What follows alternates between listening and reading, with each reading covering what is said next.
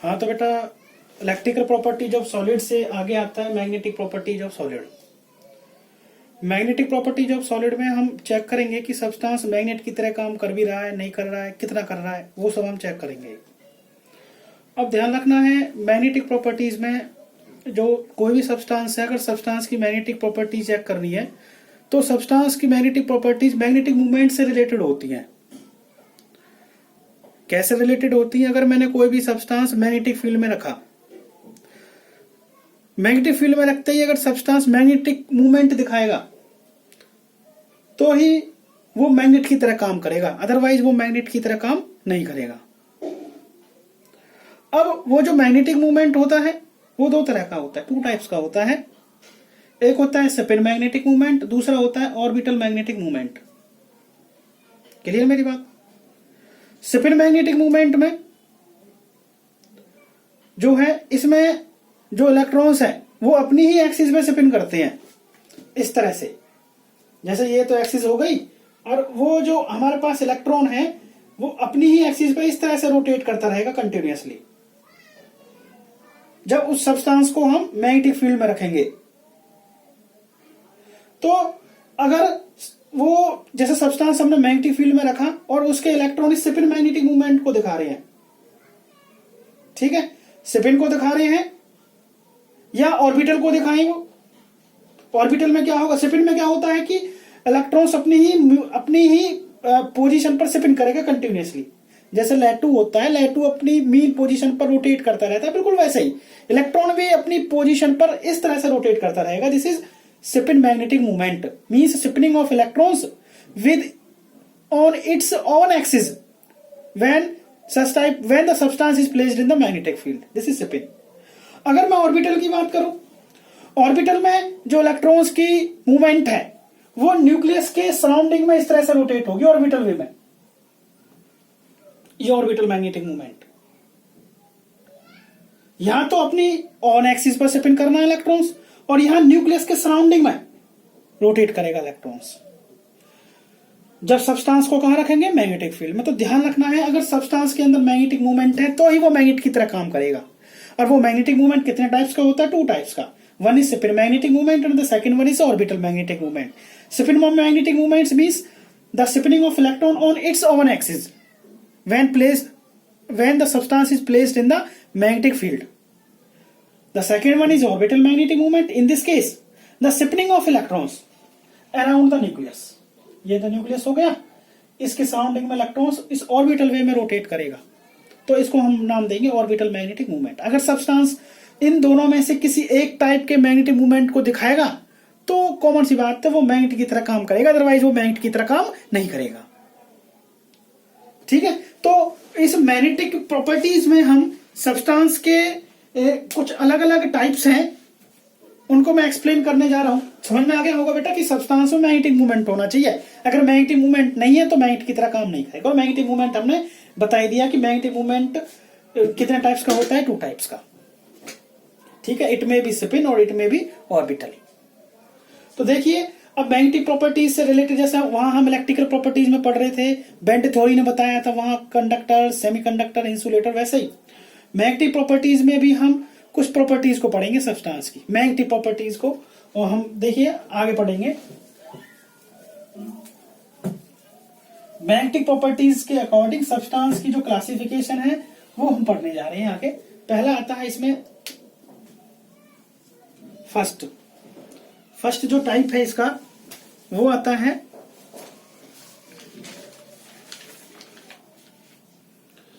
Paramagnetic substances. Paramagnetic substances और paramagnetism.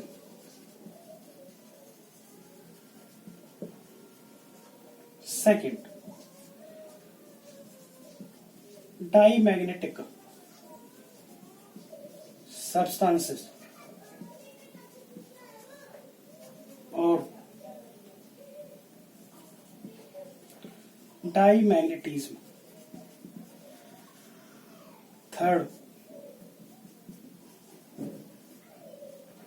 Ferromagnetic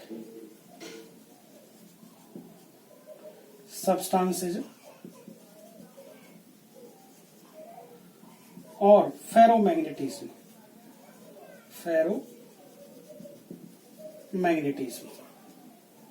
fourth,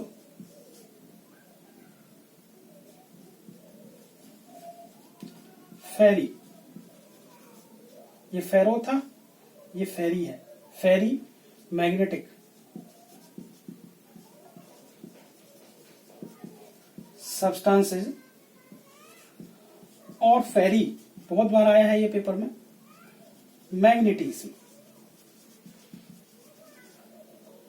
fifth जो type है इसका लास्ट, दिस इज, ये फेरो, ये फेरी, ये एंटी फेरो।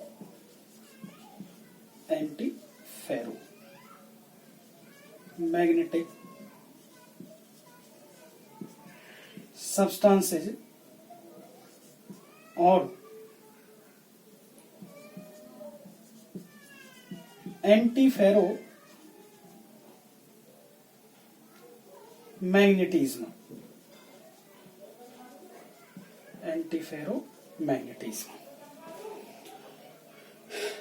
मैग्नेटिक प्रॉपर्टीज जो है सब्सटेंस की, वो कितने टाइप्स की है? 5। पैरा आता है, फर्स्ट जो टाइप है इसका, दिस इज पैरामैग्नेटिक सब्सटेंसेज और पैरामैग्नेटिज्म। क्लियर?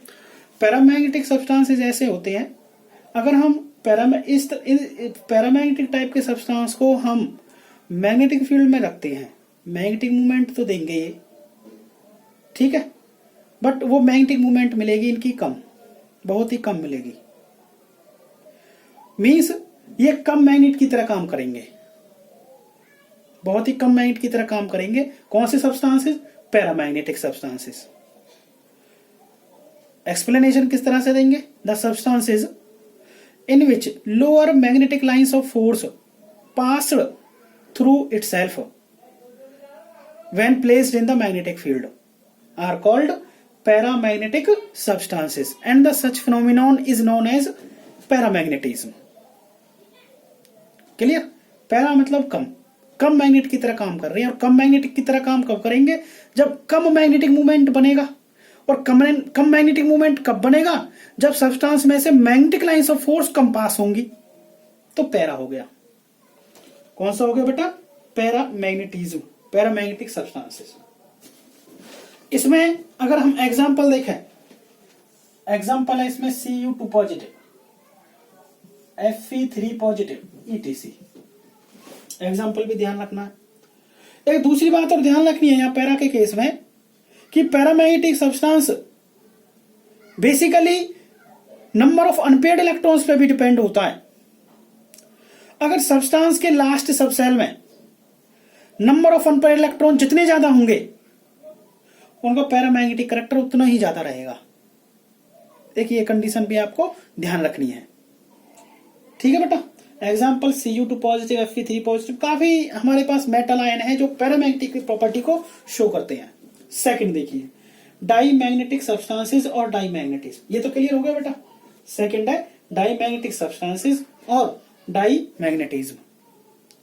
डाईमैग्नेटिक सब्सटेंसेस ऐसे होते हैं, अगर हम डाईमैग्नेटिक टाइप के सब्सटेंस को मैग्नेटिक फील्ड में रखते हैं, तो वो किसी भी तरह का मैग्नेटिक मूवमेंट शो ही नहीं करते हैं, किसी भी तरह का मैग्नेटिक मूवमेंट दिखाते ही नहीं है, ना तो स्पिन ना ऑर्बिटल। अगर सब्सटेंस मैग्नेटिक मूवमेंट नहीं दिखाएगा, तो वो मैग्नेटिक की तरह काम कहां से कर लेगा? अब मैं इसका मतलब क्या हुआ कि वो इस टाइप के जो सब्सटेंसेस हैं, वो अपने अंदर से मैग्नेटिक लाइंस ऑफ फोर्स को पास ही नहीं होने दे रहे हैं, जिसके कारण उनका मैग्नेटिक मूवमेंट कैसा है? जीरो। और मैग्नेटिक मूवमेंट जीरो मीन्स ऐसे सब्सटेंस को जिनका मैग्नेटिक मूवमेंट जीरो हो, उनको नाम दे देते हैं डाईमैग्नेटिक सब्सटेंसेस का। क्लियर मेरी बात बेटा? ठीक है ना। एग्जाम्पल देखो इसके, रबर प्लास्टिक, जैसा मैं लू रबर प्लास्टिक्स ETC, ठीक है, ये इसका एग्जाम्पल हो गया, ये इसके एग्जाम्पल थे। आगे आता है फेरोमैग्नेटिक सब्सटेंसेस। फेरो ऐसे सब्सटेंसेस हैं, अगर इस टाइप के सब्सटेंस को मैं मैग्नेटिक फील्ड में रखूं, तो वो बहुत ही ज्यादा मैग्नेटिक प्रॉपर्टीज को शो करते हैं। मीन्स मैग्नेटिक प्रॉपर्टी शो करने का मतलब भाई वहां मैग्नेटिक मूवमेंट ज्यादा होगा। क्लियर? अगर और मैग्नेटिक मूवमेंट ज्यादा होगा मीन्स और वो मैग्नेटिक मूवमेंट ज्यादा किसके रेस्पेक्ट में होगा? या तो स्पिन होगा या ऑर्बिटल होगा, वो हम पहले बता ही चुके हैं। तो फेरोमैग्नेटिक सब्सटेंसेस कौन से सब्सटेंस होंगे? ऐसे सब्सटेंसेस जिनमें higher magnetic lines of force pass हो, ऐसे सब्सटेंसेस को बोलेंगे हम फेरोमैग्नेटिक सब्सटेंसेस, और इस प्रोसेस को बोलेंगे फेरोमैग्नेटिज्म। ठीक है बेटा? एग्जांपल देखो इसका, आयरन, कॉपर, ईटीसी, वो ले लेंगे हम। इसका आएगा आयरन, कॉपर, ईटीसी, ये इसके यहां एग्जांपल है फेरो के। एक कंडीशन और ध्यान रखनी है यहां आपको कि यहां जो फेरो का केस है, यहां एक्चुअल में इलेक्ट्रॉन की जो स्पिनिंग होती है, जैसे इलेक्ट्रॉन की स्पिनिंग दिखा रहा हूं मैं, वो बेसिकली एक ही डायरेक्शन में होती है, एक पर्टिकुलर डायरेक्शन में। फेरो के केस में एक डायरेक्शन, जैसे कि एक इलेक्ट्रॉन ऊपर, ये भी ऊपर, ये भी ऊपर, सारे इलेक्ट्रॉन यहां ऊपर दिखा रखे 4 ऑर्बिटल्स में, या 5 का ऑर्बिटल ले रहा हूं मैं, ये भी ऊपर दिखा रहा हूं उसका इलेक्ट्रॉन्स। तो एक इलेक्ट्रॉन्स की वैल्यू जैसे मान ली मैंने +½ इसकी वैल्यू +½ इसकी, +½ इसकी और +½ इसकी, तो टोटल 5 ऑर्बिटल, और 5 ऑर्बिटल में इलेक्ट्रॉन की स्पिन एक पर्टिकुलर डायरेक्शन में है, जिसमें एक इलेक्ट्रॉन की वैल्यू कितनी है? +½ तो 5 अनपेड इलेक्ट्रॉन है, तो 5 की वैल्यू कितनी हो जाएगी? 2.5। बात समझ में आ रही है? तो कहने का मतलब ये है फेरोमैग्नेटिक सब्सटेंस, ठीक है, high magnetic lines of force pass करते हैं और वो मैग्नेटिक प्रॉपर्टीज को भी ज्यादा शो करते हैं। अब इनमें जो एक बेसिक लॉजिक है वो भी आपको ध्यान रखना है कि इस तरह के सब्सटेंसेस में क्यों होता है हाई मैग्नेटिक लाइंस ऑफ, मतलब क्यों वो high magnetic lines of force pass करते हैं? क्योंकि यहाँ इलेक्ट्रॉन की जो स्पिन है वो एक ही पर्टिकुलर क्लॉकवाइज डायरेक्शन में दिखाई जाती है, एक ही डायरेक्शन में, ठीक है, पैरेलल डायरेक्शन में, एंटी पैरेलल में नहीं है। सारे इलेक्ट्रॉन की स्पिन कैसी है? पैरेलल, जिसके कारण मैग्नेटिक मूवमेंट कैसा हो जाता है? हाई। क्लियर मेरी बात? अब जो फेरी का केस है, फेरी का देखना, फेरी में क्या होगा? वही है, फेरी हमारा बिल्कुल किसकी तरह है? फेरी हमारा पैरा की तरह है। फेरी किसकी तरह है? पैरा की तरह। मतलब जो फेरी टाइप के सब्सटेंसेस है इनमें मैग्नेटिक लाइंस ऑफ फोर्स बिल्कुल पैरा की तरह कम पास होंगे, बट वो किसके रेस्पेक्ट में एक्सप्लेन किया गया है फेरी मैग्नेटिक को? इलेक्ट्रॉन की स्पिनिंग के रेस्पेक्ट में। यहां जो इलेक्ट्रॉन की स्पिनिंग होगी वो स्पिनिंग किस तरह से होगी? एक क्लॉक में है तो 2 क्लॉक में है तो एक दिखा दिया मैंने एंटी क्लॉक में, फिर 2 क्लॉक में है तो एक दिखा दूं मैं एंटी क्लॉक में। मेरी बात समझ में आ रही नहीं आ रही? देखिए यहां देखो, मैं ऊपर वाले मिटा रहा हूं, यहां ये वाले तीनों फेरी की देखो। जैसे मान के चलो हमारे पास ये ऑर्बिटल है, फेरी की बात बता रहा हूं। फेरी में क्या है? इसमें 2 इलेक्ट्रॉन क्लॉक में है तो एक एंटी में, फिर ये क्लॉक में है तो ये हो जाएगा एंटी में। तो कहने का मतलब ये है इस ऊपर वाले इलेक्ट्रॉन की वैल्यू +½ इसकी वैल्यू +½ अब ये दोनों तो, ये क्लॉक में है ये एंटी क्लॉक में, ये दोनों तो कैंसिल आउट हो गए क्योंकि इसकी +½ हो गई इसकी -½ हो गई, तो ये दोनों तो कैंसिल आउट। वैसे ये दोनों कैंसिल आउट, और मैग्नेटिक मूवमेंट जो किसके रेस्पेक्ट में होगा? एक तो इस ऑर्बिटल के रेस्पेक्ट में, एक इसके रेस्पेक्ट में। कितना आएगा मैग्नेटिक मूवमेंट भाई? +½ इसकी और +½ इसकी, तो मैग्नेटिक मूवमेंट यहाँ कितना आएगा? 1। ये मीन्स यहां मैग्नेटिक लाइंस ऑफ फोर्स इस तरह के सब्सटेंसेस में कम पास होंगी, क्योंकि यहां इलेक्ट्रॉन की जो स्पिनिंग है वो पैरेलल और एंटी पैरेलल दोनों है। बट पैरेलल और एंटी पैरेलल का अगर रेशो देखें वो कैसा है? अनइक्वल, बराबर नहीं है भाई। कुछ इलेक्ट्रॉन तो मैग्नेटिक मूवमेंट शो कर रहे हैं ज्यादा क्लॉक में, कुछ एंटी में, और जो क्लॉक वाले हैं वो ज्यादा हैं और एंटी वाले कम है। तो जैसे क्लॉक वाले तो ये 2 दिखा रहे, ये क्लॉक हो गए और भाई ये क्लॉक हो गए, और एंटी वाले तो 2 हैं केवल। अब इसका मैग्नेटिक मूवमेंट इससे कैंसिल हो गया, ये दोनों तो गए। अब इसका मैग्नेटिक मूवमेंट इसके साथ कैंसिल हो गया, ये दोनों भी गए। अब बचे कौन से? एक तो ये ऑर्बिटल और एक ये ऑर्बिटल, तो इसका +½ और इसका +½ तो मैग्नेटिक मूवमेंट टोटल कितना निकल के आया? 1। तो ध्यान रखना है फेरी का केस में इलेक्ट्रॉन की जो स्पिनिंग है वो कैसी होती है? पैरेलल और anti parallel with unequal ratio which resulting small magnetic movement. Small magnetic movement it will behave as, किसकी तरह बिहेव करेगा? मतलब मैग्नेटिक प्रॉपर्टीज कैसी रहेंगी उसकी? कम। पैरा की तरह, जैसा कि पैरा के केस में थी। बेटा हो गया क्लियर? फेरो में देखो, फेरो, फेरी और एंटी फेरो। फेरो में तो सारे इलेक्ट्रॉन क्लॉक में थे, बहुत ज्यादा मैग्नेटिक मूवमेंट था और इसलिए वो सब्सटेंस बहुत ज्यादा मैग्नेटिक की तरह काम कर रहे थे। फेरी के केस में इलेक्ट्रॉन की स्पिन पैरेलल और anti parallel with unequal ratio. Unequal ratio के कारण उनका मैग्नेटिक मूवमेंट कम निकला, जैसा पैरा के केस में था। फेरी हो गया। और एंटी फेरो में अगर देखें, एंटी फेरो में जो इलेक्ट्रॉन की स्पिन है, यहां भी पैरेलल और एंटी पैरेलल रहनी है। एक पैरेलल एक एंटी, एक पैरेलल एक एंटी, एक पैरेलल एक एंटी, मींस इनका मैग्नेटिक मूवमेंट जीरो। इनका मैग्नेटिक मूवमेंट जीरो हो गया और इनका magnetic movement zero, means magnetic movement zero हो गया यहाँ एंटी फेरो के केस में। एंटी फेरो किसकी जगह किसकी जैसे हो गए बेटा? जो सेकंड नंबर पर हमने किया था डाईमैग्नेटिक।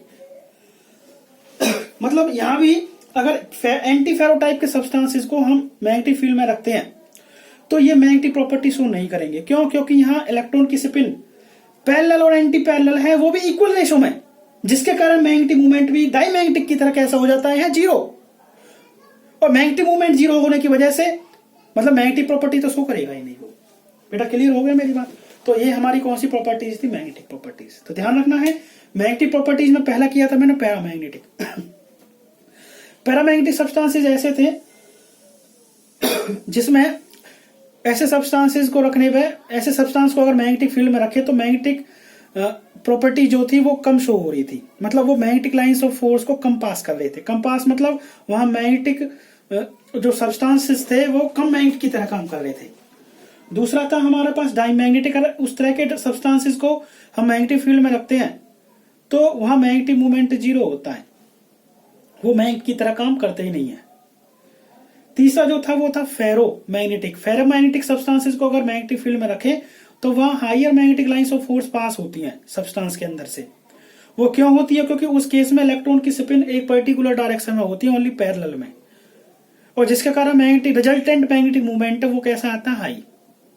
अगला जो केस आता है वो आता है फेरी का, जिसमें इलेक्ट्रॉन की जो स्पिन है पैरेलल के साथ साथ में एंटी पैरेलल भी होती है, बट उनका रेशो कैसा होता है? अनइक्वल, जिसके कारण उनका जो रिजल्टेंट मैग्नेटिक मूवमेंट है वो कैसा आता है? कम आता है। और वो कम मैग्नेटिक की तरह इसलिए काम करते हैं, जो कम मैग्नेटिक की तरह मतलब पैरा जैसे ही होगा ये भी। अगर यहां देखा एंटी फेरो में, एंटी फेरो मतलब फेरो का बिल्कुल उल्टा। फेरो में बहुत ज्यादा इलेक्ट्रॉन की बहुत ज्यादा मैग्नेटिक मूवमेंट शो हो रहा था क्योंकि इलेक्ट्रॉन की स्पिन बिल्कुल पर्टिकुलर डायरेक्शन में थी। एंटी फेरो में जो इलेक्ट्रॉन की स्पिन है वो पैरेलल के साथ साथ में एंटी पैरेलल भी रहेगी, बट यहाँ रेशो जो रहेगा वो कैसा रहेगा? इक्वल। अगर पैरेलल और एंटी पैरेलल इलेक्ट्रॉन का रेशो इक्वल है तो मैग्नेटिक मूवमेंट कैसा, रिजल्टेंट मैग्नेटिक मूवमेंट कैसा हो जाएगा? जीरो। और रिजल्टेंट मैग्नेटिक मूवमेंट जीरो होने की वजह से ऐसे सब्सटेंस मैग्नेटिक की तरह काम करेंगे नहीं, जैसे कि हमारे कौन से थे? डायमैग्नेटिक सब्सटेंस थे। तो ये टॉपिक हमारा क्लियर होगा और इसके साथ ही हमारी यूनिट भी एंड हो चुकी है बेटा। First unit solid state will be completed today. ठीक है बेटा।